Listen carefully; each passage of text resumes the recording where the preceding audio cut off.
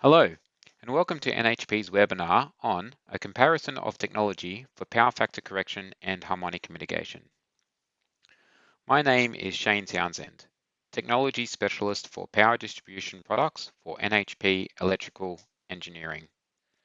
This is just one in a series of webinars created to showcase NHP smart devices, powered by smart distribution and embedding smart safety into operational processes, providing our customers with better visibility into processes, data, and analytics. The goal of today's webinar is to cover the following key points: displacement power factor versus distortion power factor, and an example. This example will help us frame the comparison of technology. The technologies we will go on to cover are as follows: contactor switch capacitor banks, Thyristor switching capacitor banks, static Var generators, and active power filters. What we hope you walk away with after the presentation is an understanding of the difference between displacement and distortion power factor and why this is important, and knowledge about different technologies used in the industry to improve power factor and harmonics, and how they are best implemented. Just a reminder that this training is targeted at the intermediate level, which assumes that you have a basic fundamental knowledge of power factor and harmonics. If you feel after this presentation you require further background knowledge, please reach out to us. You could also refer to our technical news library available on our corporate website.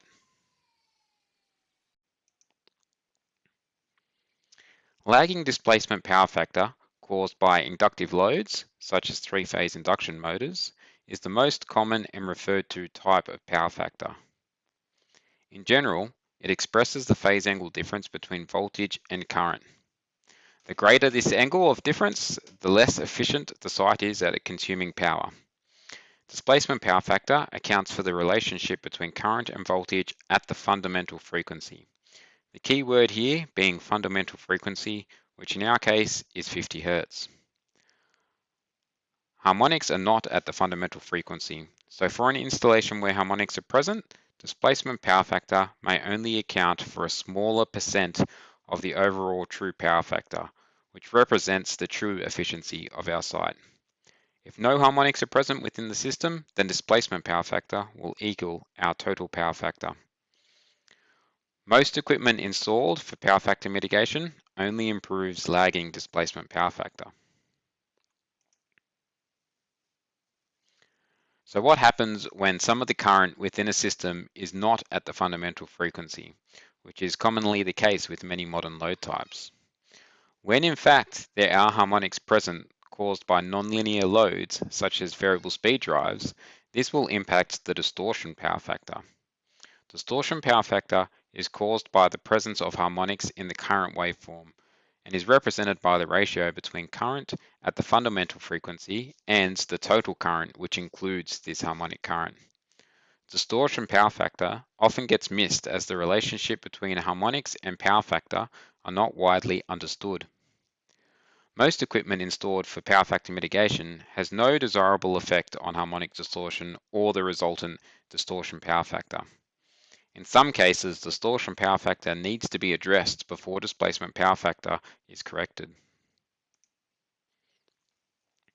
True or total power factor is represented as a ratio of both displacement power factor and distortion power factor, which means true power factor can be improved by reducing reactive power consumption to improve displacement power factor, as well as reducing harmonics to reduce harmonic distortion power factor.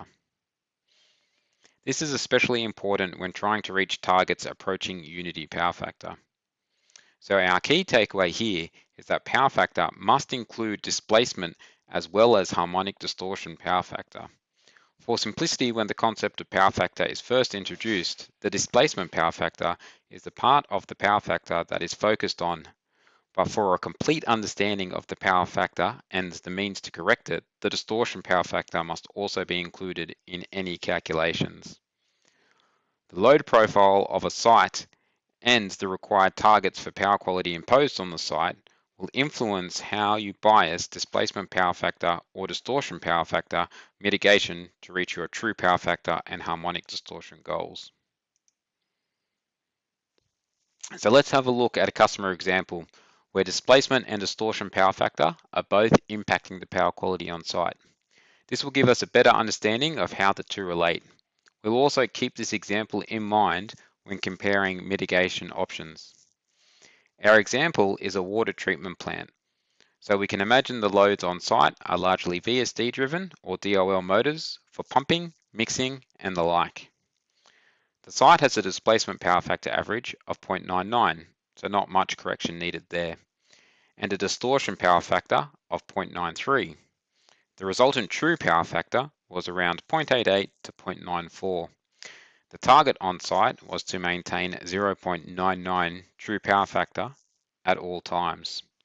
Total harmonic distortion of current was between 25 and 40% depending upon load conditions throughout the day. Using an on-site power analyzer over a period of time, it was found that for a small period of the day, harmonic distortion went down from 35% to 25%. This is reflected above by a peaking of the yellow line, indicating an improvement in the harmonic distortion power factor. This would be typical of a large variable speed drive or a group of variable speed drives being switched off. At the same time, displacement power factor got worse. A group of DOL motors were turned on, for example. This is indicated above by a dip in the green line representing displacement power factor. The displacement power factor and harmonic distortion power factor changing at the same time resulted in a very little change to the true power factor. The key takeaway is that close analysis is required to understand the best mitigation solution on a site like this.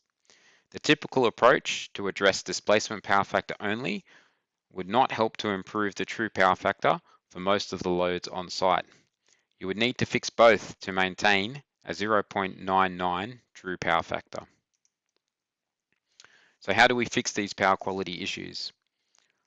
We could just remove all of our inductive and non-linear loads, but that's not practical. So let's have a look at some technology we can use to mitigate and improve our true power factor. The most well-known solution is capacitor banks. They are the most common solution used for correction of displacement power factor. They are typically designed to provide steps in 12.5, 25, or 50 kVAR banks. This technology is best suited to applications such as buildings and factories with predictable and discrete load profiles. The capacitors in this system are switched in and out using contactor relays and will typically have some protection from overcurrent and harmonics to which may occur on site.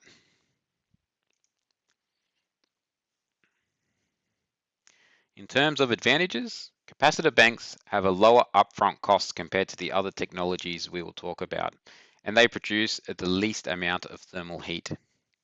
They are fairly easy to install. Service and maintenance is simple, but should not be neglected. Things to consider. Capacitors. The biggest thing to consider here is the capacitors. The capacitors used in a power factor correction system are sensitive to everything they are typically exposed to. Heat, harmonics, voltage fluctuation, frequent switching on and off, all of this will lead to premature depletion of the capacity of the power factor correction system. Depending on the capacitor age and design, this depletion can lead to catastrophic failures due to the store energy being released from the capacitors. This is mostly offset with modern capacitor design and regular maintenance. Capacitor banks will only correct for lagging power factor. They do not offer any active harmonic mitigation, so they will not have any effect on harmonic distortion power factor. The response time to power factor changes is the slowest out of the technologies we will compare, and it will usually take 10 seconds or more for the power factor correction unit to respond to the change in power factor on site. The steps are granular depending on the step size. For example, if you have a 50 kVAR step and you only require 20 kVAR compensation to meet your target, you will either have to choose between under or overcompensating on site. For most capacitor banks, the connecting system must be under 40% for total harmonic distortion in current to operate, or even lower if blocking reactors are not used. If above this, harmonics will need to be corrected before a capacitor-based power factor correction system can be installed. Site harmonics must be taken into consideration. Capacitor banks are best used on a balanced three-phase system. Due to the capacitors being internally delta connected, there is no option to bias the capacitor to a particular phase that may require more correction than another phase. This is often the case in commercial environments where the load is not balanced. Think about capacity for future expansion. Depending on the design and the upstream protection and cable size on site. These type of units can be difficult to expand later on. Typical capacity per tier is 300 kVAR, and this is reduced further if smaller step sizes are required. The next technology we'll look at are Thyristor switched capacitor banks. These have a similar arrangement to the Contactor switched capacitor banks. The only difference is the switching technology that connects the capacitor to the grid or system. As stated in the name, the capacitors are switched in and out using semiconductor thyristors. This allows the capacitors to be ramped in and out, similar to how a light dimmer would work. This allows the delivered kVAR to more precisely match the load requirements. These are used where a faster switching time is required, such as industrial applications with varying uptime of machinery and equipment. The advantages of Thyristor switched capacitor bank over contactor switched systems is the faster switching times can be achieved, which leads to better response to power factor changes. They also have lower switching transients than the contactor switched systems. Some considerations above what is required for a contactor switched system. They do cost more than the contactor based system, and they do have higher heat dissipation. They have all the same problems that we mentioned on the previous slide for the contactor based solution. They still offer no active harmonic mitigation, so these units will still have no effect on our harmonic distortion power factor.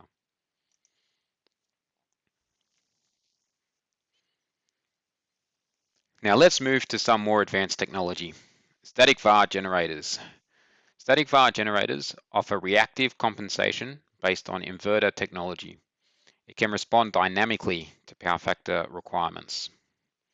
Static Var generators can correct for both lagging and leading power factors, and they have a very fast response time, which is typically less than 20 milliseconds. The service life of these units is 10 years plus for a service-free life. No moving parts other than cooling fans, and the possibility of resonance and creating further harmonic issues on site is reduced compared to the capacitor-based systems, as static Var generators are not impacted by high harmonics on site. General applications are low voltage networks where the load is not consistent or predictable, such as sawmills where fast switching of motors is occurring, and welding equipment for injection molding. Other applications may include commercial buildings where there are many different and unbalanced loads on site. The major advantages of static Var generators is that they can correct power factor to 0.99 consistently for both lagging and leading power factors. For this reason, static Var generators are safe to use on generator supplies. They support dynamic stepless correction, so no steps like you have with contactor switch solution. This means no under or overcompensation, and the full capacity of the unit can be utilized to achieve your target. The quick response time of less than 20 milliseconds is far superior to the previous technologies that we discussed. 4-wire models can correct non-balanced networks. This feature is often overlooked as many commercial sites will not have balanced loads. It does have immunity from site harmonics. The maintenance requirements are low.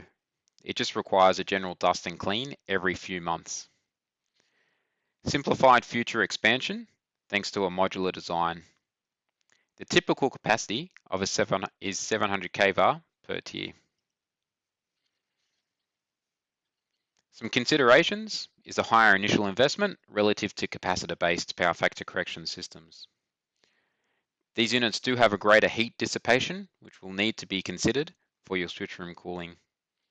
They still do not offer harmonic mitigation if only static Var generator modules are installed. However, there is the ability to include an active harmonic filter module in the same enclosure if harmonic distortion power factor improvement is required. So I'd like to take you back to the customer example we spoke about earlier. So far, the technology we have compared would only affect our green displacement power factor line. This would only be useful for the one time period where displacement power factor is below 0.99. The above graph shows that most of the time on site, it is indeed the harmonic distortion power factor that is having the greater impact on our true power factor. So, what could we use to improve the harmonic distortion power factor and thus reach our true power factor target of 0.99? This next piece of technology we are going to cover would solve the site's true power factor issues by dynamically improving harmonics and displacement power factor. Active harmonic filters, also known as active power filters, can correct for both displacement power factor and harmonic distortion power factor, essentially giving you all the functionality of the static Var generator with the addition of harmonic filtering. The active harmonic filter injects adaptive current that matches the harmonic magnitude but at the opposite phase angle, restoring the waveform to a smooth sine wave. By mitigating harmonics, the active power filter is improving distortion power factor. Active power factor systems can also use some of its harmonic capacity to correct for leading or lagging displacement power factor in the same way as a static Var generator. This is ideal for our example site as the active power filter requirement dips when the static Var generator requirement increases. If the requirement for active power filter and static Var generator is high at the same time, a dedicated static Var generator module could be installed in the same enclosure to ensure you always have maximum capacity for both active power filtering and static Var generation in the one enclosure. Applications for this technology include low voltage networks where the load distortion is high due to nonlinear loads. Examples would be water treatment plants, hospitals, or any other applications with specific total harmonic distortion percentage targets or true power factor targets approaching unity.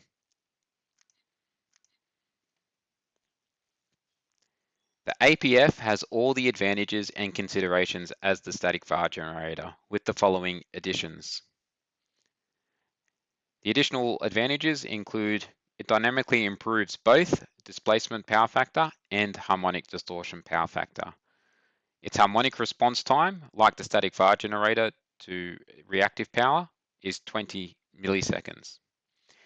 Active harmonic mitigation up to the 50th harmonic. Like the static Var generator, it offers load balancing capabilities with the 4-wire models and has low maintenance requirements. Simplified future expansion thanks to the modular design. Static Var generator modules can be fit in the same enclosure to achieve a more economical solution. Typical capacity per tier is 700 amps. Some additional considerations on top of the static Var generator. You will need to consider the higher initial investment as this technology is the most expensive out of all we have discussed today. The location of the active power filter relative to non-linear loads and other power quality equipment will need careful consideration on site. Also, the external current transformer configurations for active power filters can be more complicated and require careful consideration at the design phase. Looking back on what we have discussed, we have covered the differences and the importance of displacement and distortion power factor. We have also looked at different technologies to correct for both displacement and distortion power factor.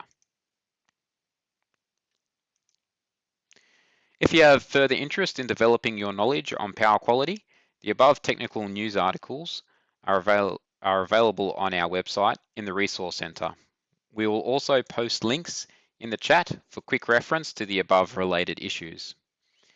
If you would like to look for further information on power quality improvement, such as design considerations for power quality applications or current transformer and installation configurations, please send me an email or a Teams message. Thank you for joining us for this webinar. I hope you have found it beneficial, and if you'd like to watch it again or to find more webinars in this series, please go to nhp.com.au or our dedicated NHP YouTube channel. If you have further questions about power quality, please contact your local NHP sales representative. With smarter and faster decision making and seamless connectivity spurring new collaboration, NHP is enabling the connected enterprise.